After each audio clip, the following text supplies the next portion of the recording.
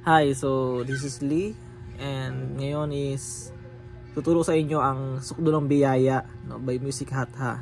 No, so bali madali lang siya and kinuha ko siya sa key of G. And make sure lang na nakatono yung gitara natin, no. So napakahalaga niyan na nakatono yung gitara natin.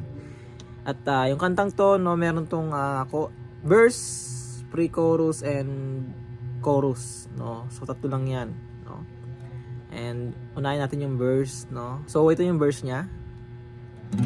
Habang hindi karapat dapat pagukulan ng habag at wagas mong pagsinta. Habang walang kakayanang masuklian ka ng mabuti sa lahat mo. So yun yung verse niya, no? So yung chords na ginamit doon, no? G,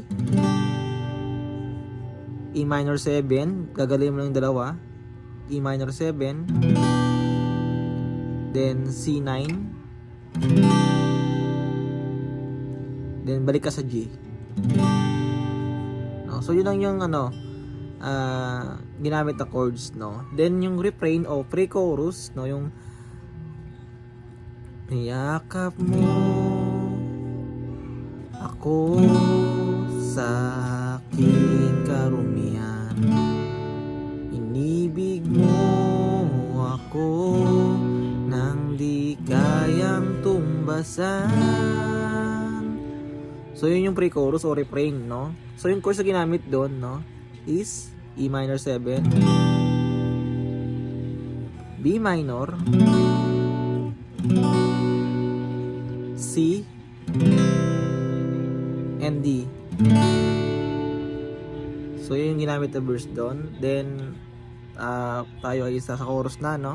Ito yung chorus niya. O Diyos ng katarungan at katwiran na kahit minsay di nabahira ng kabanalan, kawalhatian. Salamat sa sukdulang biyaya mo, O Diyos ng pag-ibig na mas malawak pa kaysa aming mga pagkakasala.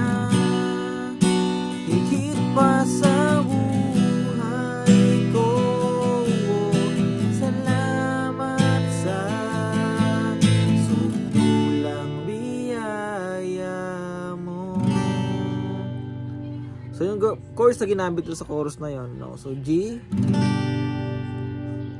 E minor, C9, D, then B minor, kabanalan, then E minor, kawalhatian, then A minor, salamat sa sukdulang biyaya mo. Yung pangalawang chorus, ganun pa rin.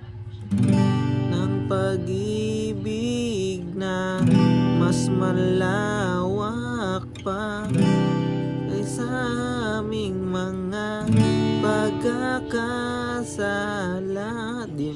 B minor.